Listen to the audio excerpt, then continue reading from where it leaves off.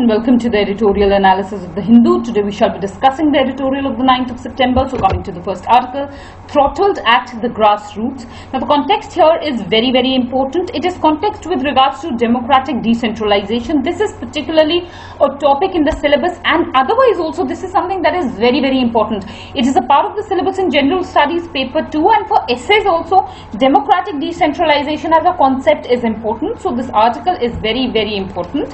So coming to the analysis, first and foremost the editorial is discussing about the 73rd and the 74th Constitutional Amendment Acts as such. Now we all know that the 73rd Constitutional Amendment Act talks about panchayats, whereas the 74th Constitutional Amendment Act calls upon for setting up municipalities.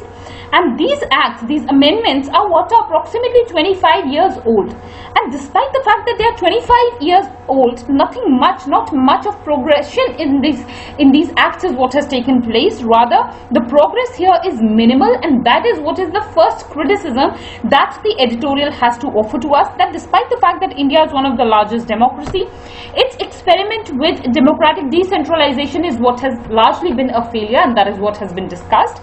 Now another important analysis is with regards to the ideas of devolution versus delegation.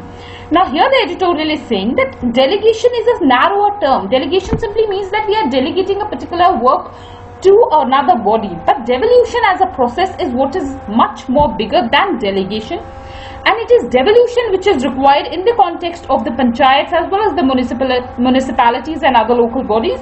The issue is that in India delegation is taking place but devolution is not taking place.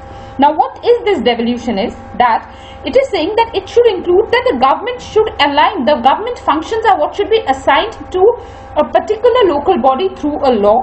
This should further be backed by adequate transfer of a basket of financial grants as well as tax handles. That means not only function but financial liberty is also what should be given. Taxes, the power to charge taxes is what should be given to local bodies. Also what is important is that they should be given staff to carry out their responsibilities, and not only staff should be given, these local bodies should also be held responsible to the people who have voted. Accountability should be to the citizen rather than to the government heads, which is the case as of now, and that is one thing that has been discussed in the context of devolution. So otherwise also if a question does come as to what should be the ideal model of democratic decentralization of local bodies, there also you can use this idea of devolution, and that is how you can use it. Another important analysis is in regards to the role of states. Now basically the law 73rd as well as 74th Constitutional Amendment, the laws are such that it mandates that the laws for election as well as the powers to be devolved to the local bodies are what will be decided by the state through state laws. Now this previously in several reports has been criticized. It has been said that this is one thing that has made the law very lax, and this is what has resulted in our scenario where states are not taking this law very seriously. But this is what has been criticized in the editorial. It has been said that this was one of the best aspects of the 73rd as well as 74th Constitutional Amendment Act, because if the states have these power, then what is going to happen is that for a country as diverse as India, it was mandated that a central law it does not come in the context of local bodies. Local bodies are set up to adjust and adhere to the aspirations of the citizens, and it shouldn't happen that these aspirations are not being met, and that is why the states are given this power, that locally suitable models are what should be evolved by the states, and this is what should be implemented. So that is one important analysis. Another important analysis is with regards to the concerns that are there in the context of these local bodies. Now basically the first concern here is that money is what should be set apart. Basically money is not devolved. Even if the function is what is given, the money is what is not given to these local bodies to adequately meet the needs or to perform their duties. So that is one concern. And even if the money that is given to these local bodies, that money is not flexible. It is rather very inflexible. It is very tight. It is tied to some specific conditions, and that is what impacts the functioning of the local bodies. Another thing that is important is with regards to the little amount of investment that is done in enabling and strengthening of local governments. This is again something that is important, that because no investment is being made in strengthening of these local governments, they are unable to perform. Another thing is that these local governments are not empowered enough to raise their own taxes, and where they are empowered, there also they are not willing to raise their own taxes, and that is one concern. Staff is another major concern in the context of these local bodies. They have a scarcity of staff, and this is what impacts their performance. All of this is what has been discussed under the key issues, and there is what is important. Another important criticism here or concern is that often the state governments postpone the elections in the context of the local bodies, and that again impacts their functioning. So that is what has been analyzed here. Another important analysis here is with regards to the idea of centralization. Now basically, though the government of India talks about decentralization and it considers it as a concept very, very close to itself, but in action, rather what is happening is that instead of decentralization, centralization is taking place.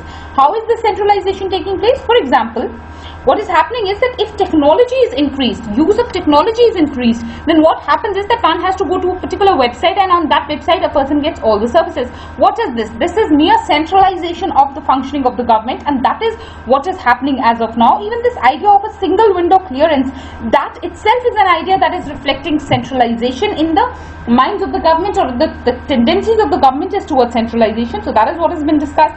Also an example of some schemes is what has been given. For example, the smart city program is what has been discussed in the editorial. The editorial is discussing that in the smart city program there is a provision for devolution of funds to a particular city. Now this devolution of funds should have been done to the municipality, but that is what has not been done. The funds have not been released for the municipality budget, rather a specific body which was a special purpose vehicle, an SPV, is what was set up in these smart cities, so that devolution of funds is what could be done to them. So that is one important analysis. Another thing that is important is that even the citizens are not able to distinguish between different layers of governments.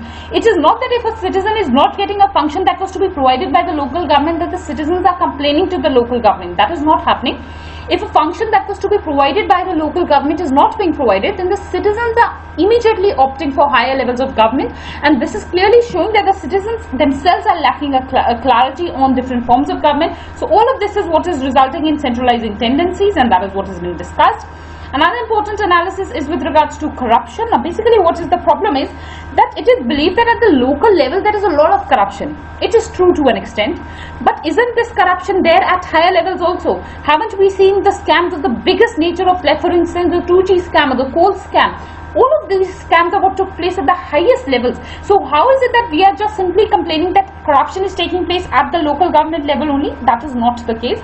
The only problem is that at the lowest level, this is what is more visible. And isn't that a good thing? If corruption is taking place at the lowest level and the citizens can view it, then definitely citizens will hold their leaders more accountable. That is a positive aspect, which has just been turned itself into a negative concept against the idea of democratic decentralization. So that is what has been discussed. Another important analysis is with regards to Gram Sabha. Now basically what has been discussed here is that Gram Sabha is simply a collection, an assembly of all the eligible voters in a particular area. Now basically what the government has confused Gram Sabha with is that it is simply a meeting of all these people, and sometimes the government just organizes random meetings of all of these people, and what results in a scenario is that nothing concrete is what is coming out. But this is what is not the idea of Gram Sabha. Gram Sabha is more about interaction amongst people. It is not important that they need to have a cosmetic meeting. That is not required. They can even hold this discussion on now available platforms like the WhatsApp, or for that matter social media, or for that matter even the SMSs is what they can share, and that is how a Gram Sabha meeting can easily take place. And that is one de novo idea that has been offered here, and this is what, if you will offer, you will definitely be rewarded here. So this is one important point. Another important issue that has been discussed is in the context of local taxation, which I have just discussed, that the panchayats, or for that matter the municipalities, the local bodies are reluctant to issue taxes. If they will implement taxes, then they will have resources available to perform some function.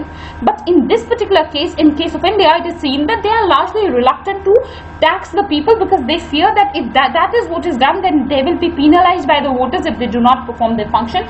The relation between taxation and accountability is very, very high, and that is what is being avoided by the local bodies, and this is one trend that needs to be changed. That is what has been discussed. Now lastly, the editorial gives us a classic conclusion if it has to be given in any essay or any answer, and that is why I would suggest that this one paragraph is what you should make a note of verbatim. It says that we have given ourselves a reasonably robust democratic structure for local governance over the last 2 decades and more. It is for us to give life to this structure through the practice of robust democratic culture. Be warned, if we do not tell our higher level governments to get off our backs so that we can better govern ourselves, they will not. It is important to tell higher level governments to stay away, as it is for us to hold our local governments to account. This is one paragraph that I particularly found very, very beautifully written, and I often suggest my students to write these kind of paragraphs in simple language. You have to convey your points in minimal words. You have to convey your idea, and this is the way you have to convey it. You will be definitely rewarded by UPSC if you do something like this. And this is one idea which is something that is going to be very, very useful for you if you are preparing. Even in your optional papers, the idea of democratic decentralization, it will be relevant. It is important in sociology, it is important in public administration. So that is how, again, you can use these ideas. So article is very, very, very important. Make a note of all of these points. So that's about this particular article. Coming to the next article, so close yet so far. The context is with regards to Chandrayaan 2. Now, I'm sure you all have seen the images of the ISRO chief, Mr. K. Sivan, crying in front of the Prime Minister. First and foremost, I would like to suggest that this is one, him weeping in front of the Prime Minister is something that gives us a classic example for ethics paper about moral duty. Now, if he has shed tears, why has he shed tears? He has shed tears in the service of the country. He has felt that the institution couldn't perform what it was supposed to for the country, and this is showing one of the highest degrees of commitment towards the nation. And these kind of examples are classic examples which you must talk about in your essays, you must talk about in your ethics paper. Trust me, they will fetch you much, much more marks than what you will expect. So coming to the analysis, first and foremost, the idea of soft landing is what is important here. Now basically, this is one concept that India was trying for the first time. And despite the fact that India lost contact with its rover, but what is important is that soft landing is what India had achieved, because speeds of our lander are what were reduced from 6,000 kilometers to a few meters per second, and this is one of the major achievements that India has achieved. Another thing that is important is in the context of some other countries' examples, and this is what you should make a note of, because a question can come in the science and technology paper where you will have to discuss about probes reaching the moon or south pole of the moon, and that is where you can discuss about these international efforts. First and foremost, it's about Israel's Bereshit lunar lander last year, which had crashed on the lunar surface. Also, China's Chang'e E4 touched down on the lunar surface far side and deployed the U-2 rover to explore the South Pole Ectican Basin. This is what has happened. So these two examples are what have been given in the editorial, and you must make a note of them. So that is important. Another thing that is important here is with regards to the success that has happened in this particular context. Despite the fact that there have been last minute of failure, but that is not an accumulative failure. We have achieved success to the extent of 90 to 95%. We have achieved a precise launch as well as a mission management.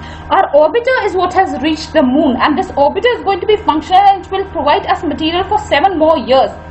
Also, in the year 2024, US is planning a mission to the moon where it plans to send men to the moon, to the south pole of the moon, and in that context, even the NASA will be seeking the data from Chandrayaan 2. So it is not altogether a failure.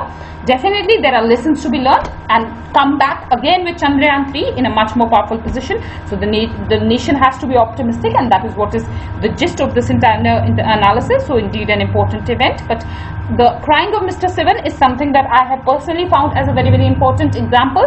Try and use it in your answers, it will help you. So that's about this particular article. Coming to the next article, an arbitrary transfer and a graceful resignation. Now the context here is with regards to the downgrading of Chief Justice Vijaynagar. She was the Chief Justice of the Madras High Court, and lately she was transferred to the Manipur High Court, and this is what is being context as a public humiliation, which I will be analyzing. So let's come to the analysis only. The first analysis, as I've discussed, is public humiliation. Now basically, as the Chief Justice of Madras High Court, she was in a much more powerful position. She was a senior to 75 judges and was administering a subordinate judiciary in 32 districts. This is what is not the case in Manipur, which is the smallest high court of India, one amongst the smallest high courts, and in this particular high court she will be superior to only 3 more judges, and as a result of which this is what is being believed as a sort of a demotion, and as a result of which the justice here, Honorable Justice Vijaya K. Thillaramani, she has resigned from her post. So that is what is the entire issue. This is what was perceived as public humiliation by her. So that is the first analysis. Next, what is important here is with regards to the vulnerability. Now basically this year, this is something that is very, very repetitive and very important. Constitutionally protected offices are not safe. That is what is the analysis. Previously, if you remember, just before the elections, it was about the Election Commission of India. Recently, it has been about the judiciary also in the Supreme Court over the Jammu and Kashmir issue. Now, it is more important in this particular case. You have to understand that the judges in our country are given one of the highest protections by the Constitution itself. So, what is it that even despite these protections, they are not feeling safe is one important analysis. Another thing that is important here is with regards to the collegium itself. Now, basically, what's important here is that the collegium is, it is being believed that these transfers are what take place by the collegium. We all know that the collegium is something that the judges developed, it was in their own development. It is not something that was a part of the Constitution, and this they had developed after the emergency, when they had said that they feel that they are being exploited or they are being played by the government or the executive, and that is why they took the power of appointment as well as transfers in their own hand through the collegium. Now, what is happening is that despite the fact that this power is with the judges, in this particular case, this is what is being misused, and it is being said so in the editorial. It is appearing that collegium system is discriminatory. Also, it is appearing that because of the secrecy, nothing much is revealed. Despite the fact that collegium is time and again failing, and it is showing that there are loopholes and lapses in the collegium system. The National Judicial Appointment Commission itself was rejected in the year 2015, and nothing concrete has happened since then. So that is one important analysis that has been made. Another issue with the judiciary, that is something that is continuous only. We have discussed this in the context of RTI also. Transparency and accountability is negligible in the judiciary. Judiciary itself is advocating transparency to all the other institutions, but it is the most non-transparent institution itself, and it is not accountable to the people. So that is important. Another thing that is very, very important here is with regards to the public trust. This I always discuss in any issue on judiciary. Public trust is something from which all power is being sourced. If the public is going to lose its confidence and faith in the judiciary, that will be the death knell of judiciary, or for that matter, the entire governance system of the nation. So what is important is that this public trust in judiciary be held up high. This is what is at a crisis, primarily because of the challenges that were raised against the collegium during the NJAC debate. Also, more recently, because of the behavior of the judiciary. In many times, judiciary is being believed to act in a silent manner. For example, just recently in the case of Jammu and Kashmir, we have seen many articles which are criticizing that the Supreme Court has not protected the rights of the citizens of Jammu and Kashmir. There again and again in this particular matter. So this is what is important. This will be an important example, whenever you have to discuss about judiciary. That is where this example of Justice Vijay K. Thillaramani will become handy for you, will become useful, and you have to use this. So that is how this article becomes relevant, and that is how you have to use it. So that's about this particular article, and that's about our analysis for today. I thank you all for watching the video.